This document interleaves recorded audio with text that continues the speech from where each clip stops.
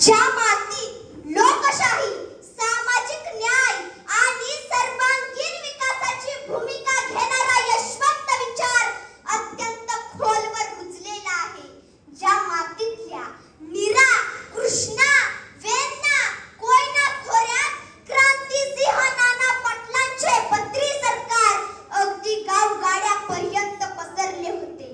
परिवर्तन या संस्थेच्या माध्यमातून ज्या मातीला अंधश्रद्धेपासून दूर नेण्याचा प्रयत्न आमच्या डॉक्टर दाभोळकरांनी जिथे केला, महात्मा फुले व सावित्रीबाई फुले यांच्या सत्यशोधक विचारांच्या प्रभावातून कर्मवीर भाऊराव अण्णांनी ज्या ठिकाणी गोरगरिबांच्या मुलांना शिक्षणाची कवाडे रयत शिक्षण संस्थेच्या माध्यमातून खुली करून दिली, ज्या भूमीत डॉक्टर आंबेडकरांचे प्राथमिक शिक्षण झाले, ज्या मातीच्या कणाकणात शौर्य, साहस, संस्कृती आणि स्वाभिमान ठसून भरलेला आहे, ती भूमी म्हणजे माझा सातारा जिल्हा.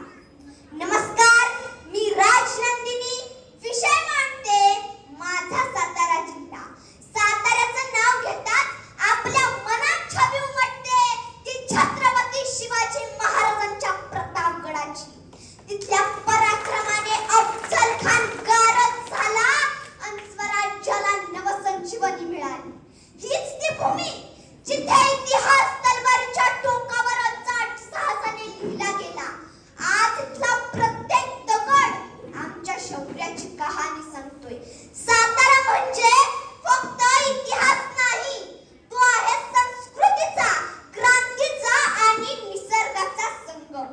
या भूमीने आम्हाला दिले क्रांतिसिंह नाना पाटील, ज्यांनी ब्रिटिशांविरुद्ध तोफेऐवजी जनतेचा आवाज उठवला, आणि दिले स्वर्गीय यशवंतराव चव्हाण, ज्यांनी दिला यशवंत विचार, महाराष्ट्राला सह्याद्रीसारखं तगडं नेतृत्व आणि सबंध भारताला एक नवी दिशा.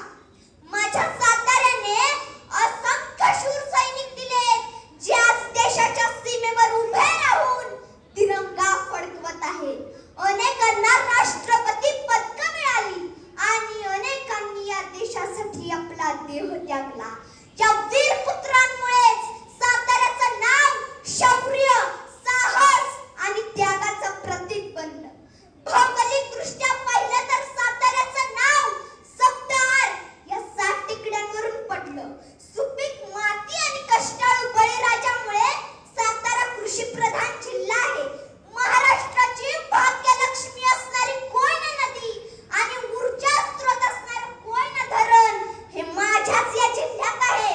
आणि आमचं कास पठार युनेस्कोच्या वर्ल्ड हेरिटेज साइटमध्ये गणलं गेलं आहे.